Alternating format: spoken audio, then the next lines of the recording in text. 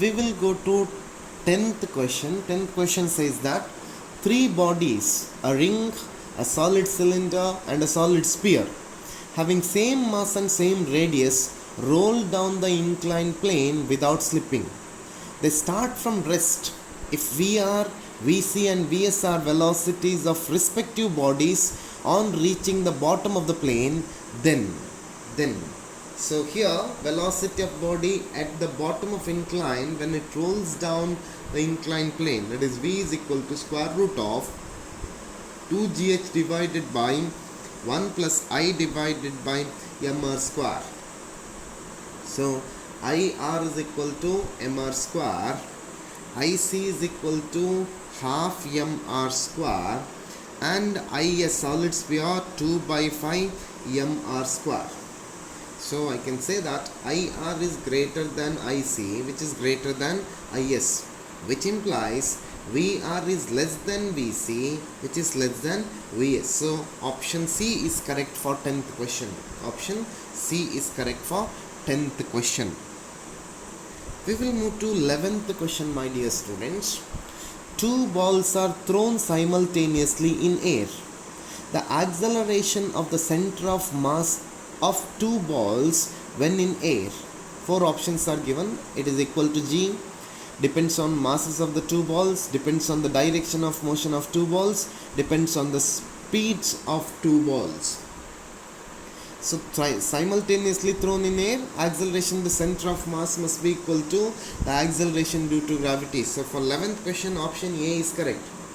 When two balls are thrown simultaneously in air, they will follow parabolic path, and the force acting on the system will be the gravitational pull. The force on the center of mass is force due to gravity. This implies that acceleration of the center of mass is equal to acceleration due to gravity. So that is option A is correct for 11th question. We will move to 12th question. 12th question says that moment of inertia of a body about two perpendicular axes x and y in the plane of lamina are 20 kg meter square and 25 kg meter square respectively. Its moment of inertia about an axis perpendicular to the plane of lamina and passing through the point of intersection of x and y axis is. So we need to calculate moment of inertia. So moment of inertia of body about x-axis is given. Ix is equal to 20 kg meter square, and y-axis is also given. Iy is equal to 25 kg meter square.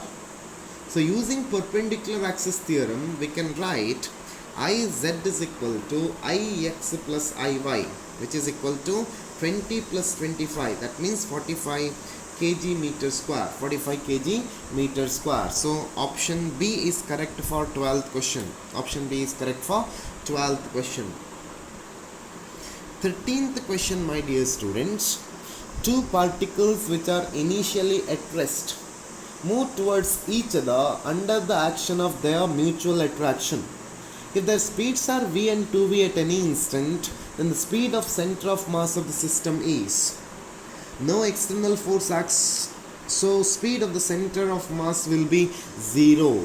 It is internal, so center of mass will be remaining at 0. So option D is correct for 13th question. 14th question, my dear students.